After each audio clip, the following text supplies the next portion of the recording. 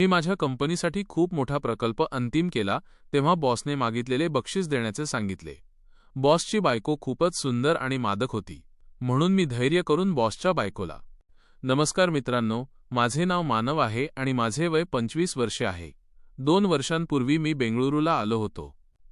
इथे मी एका कंपनीत नोकरी करतो ज्याला 2 वर्षे झाली आहेत। माझ्या बॉसचे नाव आकाश आहे, ज्याचे वय 30 वर्षे आहे आणि त्याच्या सुंदर बायकोचे नाव जिया आहे, जिचे वय 30 वर्षे आहे। ज्या कंपनीत मी काम करतो ती कंपनी 1 वर्षापूर्वी एका प्रकल्पावर काम करत होती। जिया मॅम खूप सुंदर आणि हॉट स्त्री आहे। मी आकाश सरांच्या घरी 2-3 वेळा गेलो आहे। खरे सांगायचे तर मी एकदा जिया मॅमला आठवून हतबल केले होते, जे काही दिवसांपूर्वीचीच गोष्ट आहे। ही कंपनी सर आणि मॅम दोघे मिळून चालवतात। 6 महिन्यांपूर्वी सरांनी मला सांगितले होते की जर ही डील झाली, प्रकल्प डील, तर मला ते भेटवस्तू देतील जी मी माझ्या तोंडाने मागेन। या प्रकल्पाची मुख्य कल्पना माझीच होती। 1 वर्षापासून मी आणि माझे अनेक सहकारी या कल्पनेवर काम करत होतो। त्यात माझी मेहनत सर्वात जास्त होती। या प्रकल्पामुळे आमची कंपनी परदेशी कंपनीशी व्यवसाय करेल, ज्यात कंपनीला खूप फायदा आहे आणि त्याबरोबर आमच्या कंपनीची किंमतही वाढेल। आकाश सर आणि जिया मॅम माझा खूप आदर करतात। 1 वर्षाच्या कष्टाच्या मेहनतीनंतर परदेशी कंपनीशी आमची डील झाली, ज्यासाठी आमची टीम 1 वर्षापासून दिवसरात्र मेहनत करत होती। आता 1 आठवड्यापूर्वी या डीलच्या आनंदात पार्टी ठेवली होती। त्या दिवशी मी जिया मॅमला त्यांच्या सर्वात हॉट रूपात पाहिले होते। त्या दिवशीच मी पहिल्यांदा जिया मॅमच्या बाबत विचार करून हस्तकला केले होते, कारण आता कंपनीला ही डील मिळाली होती म्हणून सरांचे वचन पूर्ण करण्याची वेळही आली होती। त्यांनी स्वतः सांगितले होते की जर ही डील अंतिम झाली तर मी जे मागेन ते मला ते देतील। जेव्हा सरांनी माझी इच्छा विचारली तेव्हा नकळत मी ती गोष्ट सांगितली जी मला सांगायला नको होती। खरे तर जेव्हा मी जिया मॅमला पहिल्यांदा पाहिले तेव्हापासून माझ्या मनात खळबळ माजली होती। मी उत्साहात आणि दारूच्या नशेत येऊन सरांना सांगितले की मी जिया मॅमबरोबर एकदा सेक्स करू इच्छितो। माझी गोष्ट ऐकून आधी सर माझ्यावर रागावले, पण बहुधा त्यांनी तो कंट्रोल केला। त्यांचा राग पाहून मला माझ्या चुकीची जाणीव झाली। मी भानावर आलो। मी त्यावेळी सरांकडे माफी मागितली। मी खूप लाजिरवाणे झालो आणि तिथून निघून गेलो। मग मी माझे काम करू लागलो। या गोष्टीला जवळजवळ 2 आठवडे झाले होते। हळूहळू सर्व काही सामान्य झाले होते। मी धन्य आहे की या गोष्टीबद्दल कंपनीतील इतरांना काही कळले नव्हते। मग एक दिवस सरांनी मला त्यांच्या कार्यालयात बोलावले। मी सरांच्या कार्यालयात गेलो, त्यांच्या समोर जाऊन बसलो।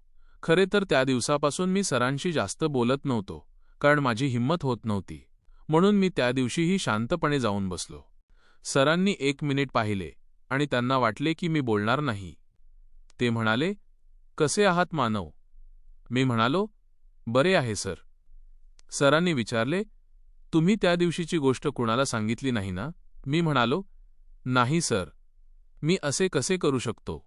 मी त्या रात्रीसाठी खूप लाजिरवाणे आहे, मला असे बोलायला नको होते। ते म्हणाले, जे झाले ते तुम्ही विसरून जा। तुम्ही या कंपनीसाठी खूप काही केले आहे। आज तुमच्यामुळेच कंपनीला इतका जास्त फायदा होत आहे। आता माझी गोष्ट तुम्ही काळजीपूर्वक ऐका। मी लक्ष देऊन सरांची गोष्ट ऐकू लागलो। सर म्हणाले, बघा, तुम्ही त्या दिवशी ज्या गोष्टीबद्दल बोलत होता ती इच्छा तुमची पूर्ण होऊ शकते, यासाठी मी जियाशीही बोललो आहे। आम्ही दोघे त्यासाठी तयार झालो आहोत। पण एक गोष्ट तुम्हीही लक्षात ठेवा की याची थोडीशीही बातमी कुणाला लागू नये। यासाठी माझ्याकडे एक कल्पना आहे। तुम्ही काही दिवसांची सुट्टी घ्या आणि गावी जाण्याचे नाटक करा। यामुळे कुणाला तुमच्या इथे राहण्याबद्दल कळणारही नाही। आपण तिघे 3 दिवसांसाठी मुंबई फिरायला जाऊ। तिथे तुमची इच्छाही पूर्ण होईल। मी सर्व काही थक्क होऊन ऐकत होतो। मला विश्वासच बसत नव्हता की हे सर्व माझ्या डोळ्यांसमोर घडत आहे। जे स्वप्न मी पाहिले होते ते पूर्ण होणार होते। यावेळी मला इतका आनंद होत होता की माझे मन नाचण्यासाठी करत होते, पण मी कसेबसे स्वतःला नियंत्रित करून ठेवले। माझ्या मनात आतून आत लाडू फुटत होते आणि मला विश्वास ठेवणे कठीण होत होते। त्यानंतर मी उठून माझ्या डेस्कवर आलो। आकाश सरांनी जसे मला सांगितले होते मी तसेच केले। कुणाला काही कळणार नव्हते। त्यानंतर मी माझ्या घरी गेलो आणि सामान पॅक केले। फ्लाईट मी आधीच बुक करून ठेवली होती। आकाश सर आणि जिया मॅम आधीच मुंबईसाठी निघाले होते। दुसऱ्या दिवशी माझी फ्लाईट होती। दुसऱ्या सकाळी मी उठलो आणि तयार होऊ लागलो। मी लवकर तयार होऊन निघालो। फ्लाईटमध्ये मुंबईपर्यंत अर्धा तासाचा प्रवास होता। मी उत्सुकतेने मुंबई पोहोचण्याची वाट पाहत होतो, जिथे माझी वाट आकाश सर आणि जिया मॅमही पाहत होते. आता मी तुम्हाला जिया मॅमबद्दल तपशिलाने सांगतो. जिया मॅमच्या सौंदर्याची मी जितकी स्तुती करेन तितकी कमी आहे. त्या दिसण्यात खूपच सुंदर आहेत. त्यांचा आकृती खूपच रेखीव आहे. त्यांची स्मितही खूपच सेक्सी आहे. त्या दिसण्यात खूपच स्टायलिश आहेत. जिया मॅमचा तिथला आकार उत्तम आहे. त्यांच्याबद्दल विचार करताच माझा अभिमान उभा राहत होता. मी खूप नशीबवान वाटत होतो, जो मला आज अशी संधी मिळत होती. अर्धा तासानंतर मी मुंबईला पोहोचलो. आता संध्याकाळचे 7 वाजले होते. विमानतळावरून बाहेर पडून मी टॅक्सी घेतली. सरांनी मला हॉटेलचा पत्ता आधीच पाठवला होता.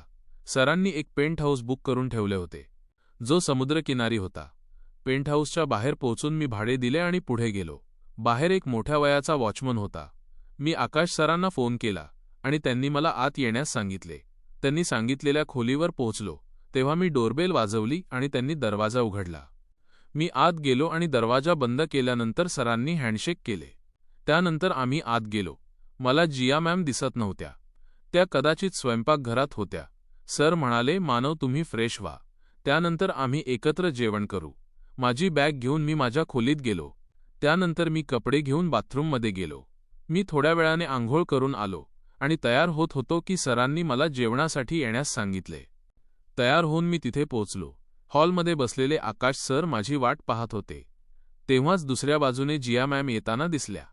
त्यांनी शॉर्ट्स आणि टी शर्ट घातले होते. जिया मॅमच्या या अंदाजाला पाहून मी पाहतच राहिलो. त्यांनी मला पाहून हॅलो केले. मीही त्यांना हॅलो केले. त्यानंतर मीही डायनिंग टेबलकडे जाऊन बसलो. आम्ही तिघे जेवणासाठी बसलो. जिया मॅम सर्वांसाठी जेवण वाढू लागल्या. सरांनी मला जेवण सुरू करण्यास सांगितले. आकाश सरांनीही जेवण सुरू केले. मी तिरकस नजरेने जिया मॅमच्या हातांच्या बोटांना पाहत होतो. त्यांच्या हातांच्या खूपच कोमल दिसत होत्या. आम्ही तिघांनी जेवण संपवले आणि मग मी आणि सर बाहेर आलो. तिथे मागच्या बाजूला एक स्विमिंग पूलही बनवलेला होता. मी आणि आकाश सर उघड्या आकाशाखाली सोफ्यावर जाऊन बसलो. तिथून समुद्राचे दृश्य स्पष्ट दिसत होते. मी आणि आकाश सर एकमेकांशी बोलत होतो की इतक्यात जिया मॅमही बाहेर आल्या. त्यांच्या हातात ड्रिंक्सची ट्रे होती. त्यात विस्की आणि सोडाही होते. जिया मॅम ट्रे ठेवून आकाश सरांबरोबर बसल्या. त्या माझ्या दिशेने पाहून हसू लागल्या. त्यानंतर जिया मॅम आम्हा तिघांसाठी पेग बनवू लागल्या. मॅमला थांबवत मी म्हणालो, मॅम, जर तुम्ही माझ्यासाठीही बनवत असाल तर कृपया बनवू नका. मी ड्रिंक करत नाही. इतक्यात आकाश सर म्हणाले, करत नाही तर ठीक आहे, मग आजपासूनच सुरू. मी म्हणालो, नाही सर, मी करू शकणार नाही. जिया मॅम म्हणाल्या, काळजी करू नका, ड्रिंक केल्याने तुम्ही मरणार नाही. जिया मॅम आम्हा तिघांसाठी पेग बनवू लागल्या. सर आणि मॅम मला नेहमी मित्रासारखे मानत आले होते. तिघांसाठी पेग तयार झाले. आम्ही तिघांनी आपापले ग्लास उचलून एकत्र चिअर्स केले. त्या दिवशी मी पहिल्यांदा मद्याचा ग्लास तोंडाला लावला होता. मला खूपच विचित्र वाटत होते. सर माझे तोंड पाहून हसत म्हणाले, कसे वाटले मानव? मी म्हणालो, चांगले, पण चव थोडी विचित्र वाटते. जिया मॅम म्हणाल्या, पहिल्यांदाच असे वाटते. इतक्यात सर म्हणाले, ठीक आहे, याच गोष्टीवर आणखी एक पेग होऊ दे. मी म्हणालो, नाही सर, माझ्यासाठी इतकेच पुरेसे आहे. जिया मॅमने सरांना सांगितले, आकाश, याचे ऐकू नको, तुम्ही पेग बनवा. अशा प्रकारे आम्ही प्रकल्पाच्या गोष्टी करत पेग मारू लागलो. माझे मन आता मचलू लागले होते. आयुष्यात पहिल्यांदा मी ड्रिंक केले होते. आता माझे मन उपभोगासाठी उतावीळ होत होते. मी फक्त त्या क्षणाची उत्सुकतेने वाट पाहत होतो. माझी नजर वारंवार जिया मॅमच्या सौंदर्याकडे जात होती. त्यांच्या गोऱ्या गोऱ्या पिंढऱ्या पाहून माझ्या तोंडात पाणी येत होते. मी विचार करत होतो की जर मॅम बाहेरून इतक्या सुंदर दिसतात तर आतून कशा असतील. त्यांची काया तर एखाद्या अप्सरेच्या सारखी असेल. एकदम गोरी आणि गुलाबी छटा असलेली माझी नजर वारंवार मॅमच्या हृदयात आत डोकावण्याचा प्रयत्न करत होती. आकाश सरांनीही मला त्यांच्या बायकोला टक लावून पाहताना पाहिले होते. आकाश सर म्हणाले, तुमची कोणी गर्लफ्रेंड आहे का? मी म्हणालो, सर, आधी होती, पण काही कारणाने आमचा ब्रेकअप झाला. सर म्हणाले, तुम्ही आधी कधी सहवास केले आहे का? मी म्हणालो, नाही सर, त्या आधीच्या गर्लफ्रेंडबरोबर काही होण्यापूर्वीच आम्ही वेगळे झालो होतो. माझ्या गोष्टीवर ते दोघे हसू लागले. आता आम्ही तिघे एकमेकांशी उघडू लागलो होतो. गोष्टी सहवासाच्या होत होत्या म्हणून मीही बहकू लागलो होतो. आकाश सर आणि जिया मॅमही खूप उघडपणे बोलत होते. मद्याचा प्रभावही माझ्यावर होऊ लागला होता. तेव्हा जिया मॅम उठून आत गेल्या. आकाश सर हसत म्हणाले, याचा अर्थ जियाबरोबर तुमचा आज डेब्यू सामना आहे, बरोबर ना? मी लाजत मान हलवली. माझ्या गोष्टीवर आकाश सर हसू लागले. आकाश सर म्हणाले, तुम्ही कंपनीसाठी खूप काही केले आहे. त्याच कारणाने आज आपण इथे एकत्र बसलो आहोत. पण मी तुम्हाला एक गोष्ट सांगू इच्छितो मानव, ती अशी की आपण जितके दिवस इथे राहू या गोष्टीबद्दल कोणाला काही बातमी लागू नये. त्यांनी मला समजावत सांगितले, आज जे काही तुम्हाला मिळत आहे हे सर्व तुमच्या मेहनतीचे फळ आहे. मी आशा करतो की तुम्ही याचा कोणताही चुकीचा फायदा घेणार नाही. आणखी एक गोष्ट लक्षात ठेवा की जिया तुमची मॅमही आहे आणि माझी बायकोही आहे. आम्ही दोघे एकमेकांवर खूप प्रेम करतो. इथे जे काही घडणार आहे त्याचा परिणाम आमच्या पती-पत्नीच्या नात्यावर होऊ नये. खरे सांगायचे तर मला खूप वाईट वाटते की तुम्ही माझ्या बायकोबरोबर. इतक्यात सरांच्या फोनवर एक संदेश आला. सरांनी फोनमध्ये संदेश वाचत माझ्याशी बोलणे चालू ठेवले. ते म्हणाले, ठीक आहे मानव, तुमच्या जिया मॅमचा बोलावणे आले आहे. ज्या क्षणाची तुम्ही इतके दिवस वाट पाहत होता तो आता आज तुमच्या समोर आहे. आज रात्री जिया तुमची आहे. तुम्ही तिला जास्त त्रास देऊ नका. जा आणि शुभेच्छा. मी म्हणालो, तुम्ही अजिबात काळजी करू नका. तुम्ही जे काही सांगितले आहे मी त्याचा पूर्ण खबरदारी घेईन. मी वचन देतो की याबद्दल कुणाला काही भनकही लागणार नाही. मी तुमच्या या विश्वासाचा कोणताही चुकीचा फायदा घेणार नाही. मी वचन देतो की तुम्ही आणि जिया मॅम यांच्यातील पती-पत्नीचे नाते त्यावरही कोणताही परिणाम होणार नाही. मी प्रत्येक गोष्टीची काळजी घेईन आणि तुम्हाला तक्रारीची संधी देणार नाही. तुम्ही माझ्यावर डोळे बंद करून विश्वास ठेवू शकता. मी उठलो आणि जाऊ लागलो. मला हे सर्व स्वप्नासारखे वाटत होते. पण हे सर्व वास्तवात घडत होते. मी पहिल्यांदा आज आनंद घेण्यासाठी जात होतो आणि तेही आशा स्त्रीबरोबर. बॉसच्या बायकोबरोबर करण्याच्या विचाराने मी रोमांचित होत होतो. मित्रांनो, ज्या क्षणाची मी इतके महिने वाट पाहत होतो तो सुवर्ण क्षण आता माझ्यासमोर होता. माझ्या स्वप्नांच्या मालकीन जिया मॅमबरोबर माझे स्वप्न पूर्ण होणार होते. जिया मॅमच्या खोलीच्या दरवाजावर पोचून मी दार थोपटले. मॅम, ये आत. मी दरवाजा उघडून आत गेलो. मी पाहिले की जिया मॅम बेडवर बसलेल्या होत्या. त्यांनी मला पाहून इशारा केला आणि मी दरवाजा बंद केला. त्यांनी मला त्यांच्याजवळ बसण्यास सांगितले. मी जाऊन जिया मॅमच्या शेजारी बसलो. जिया मॅम, तुम्हाला घबराट होतीये का? मी हो मॅम विचारही केला नव्हता की असे काही घडेल. मी मॅम, जर तुम्हाला हे सर्व नको असेल तर हरकत नाही. जिया मॅम, तुम्ही कंपनीसाठी इतके काही केले आहे, आता आम्हालाही तुमच्यासाठी काहीतरी करावे लागेल. तसे तुम्ही खूप स्मार्ट आहात. मान्य करावे लागेल तुमच्या धैर्याला. बॉसच्या बायकोबरोबर हे इच्छिता. आज तुम्ही नशीबवान आहात जो तुम्हाला माझ्याबरोबर तुमचा डेब्यू सामना खेळण्याची संधी मिळतेय.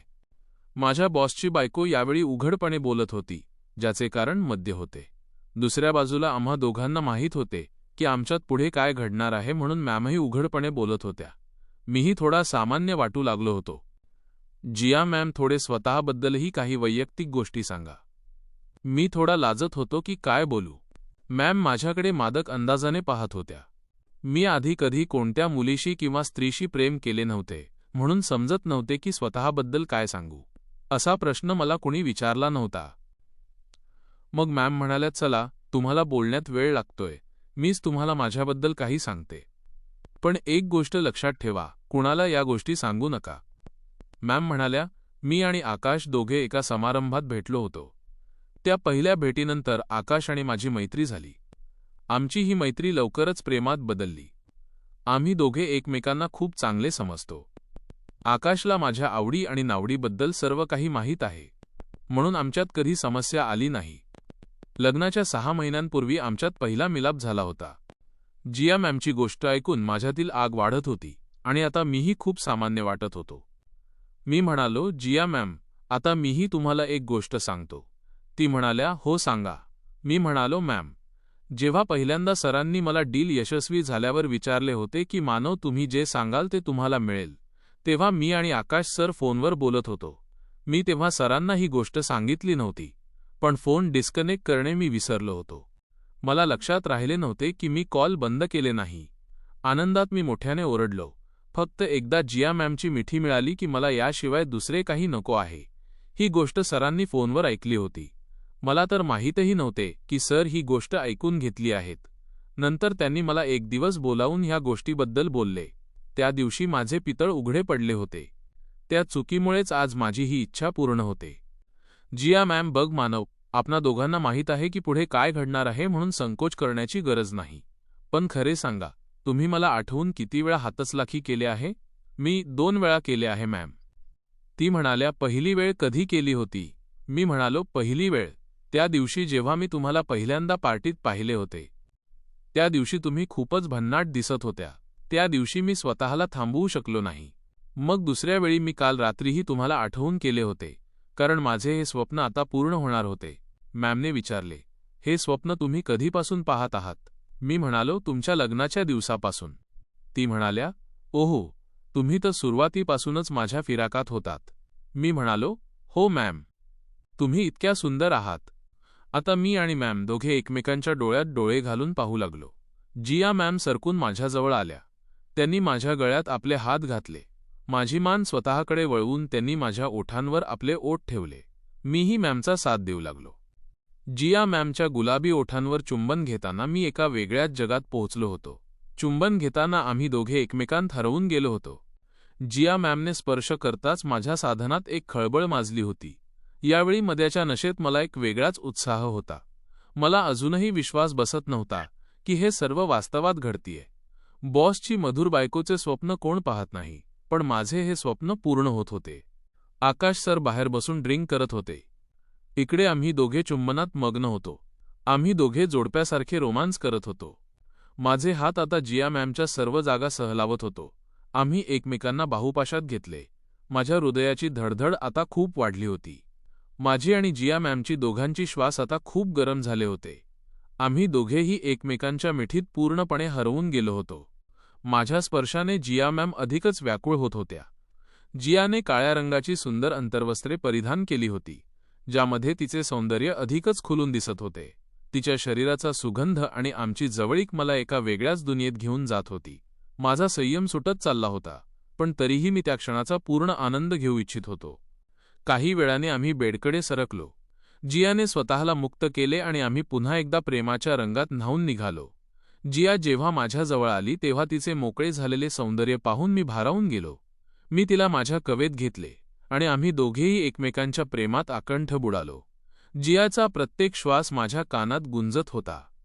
काही वेळ एकमेकांच्या सहवासात घालवल्यानंतर जियाने मला ड्रॉवरमधील सुरक्षेचे साधन प्रोटेक्शन घेण्यास सांगितले. तिथे अनेक पाकिटे होती. हे पाहून मला जाणीव झाली की ही रात्र आणि येणारे काही दिवस आमच्यासाठी खूप खास असणार आहेत. मी पूर्ण तयारीसह जियाच्या जवळ गेलो. ती बेडवर एखाद्या अप्सरेसारखी दिसत होती.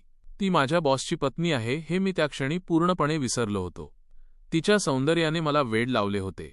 जियाची त्वचा आणि तिचे रूप एखाद्या 25 वर्षांच्या तरुणीसारखे भासत होते.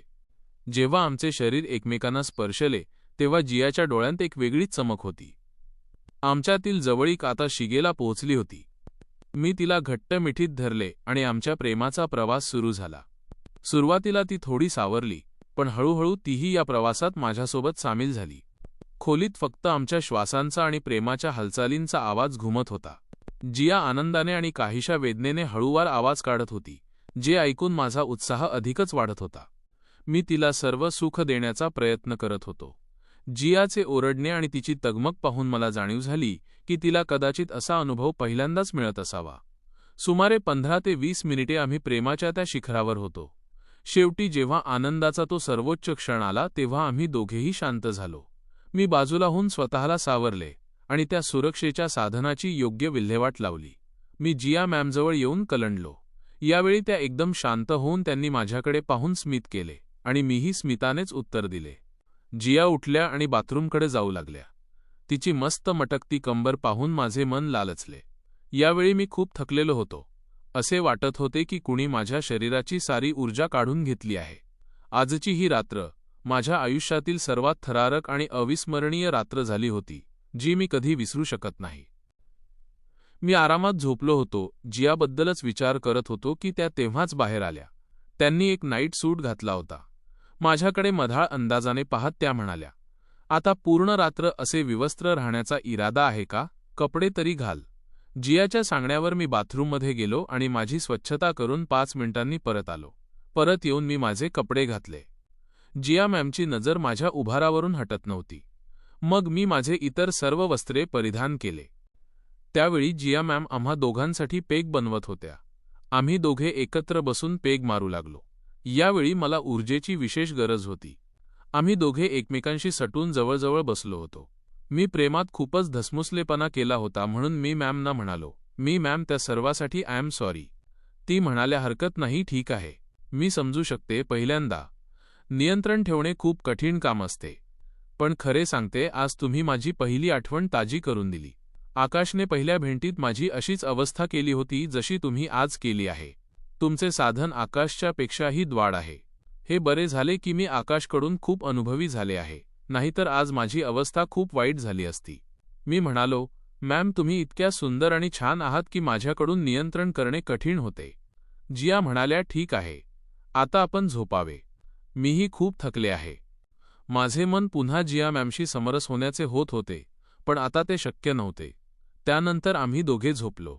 दुसऱ्या सकाळी मी 8 वाजता झोपेतून उठलो. खोलीत मी एकटाच होतो. मी उठून माझ्या खोलीत गेलो.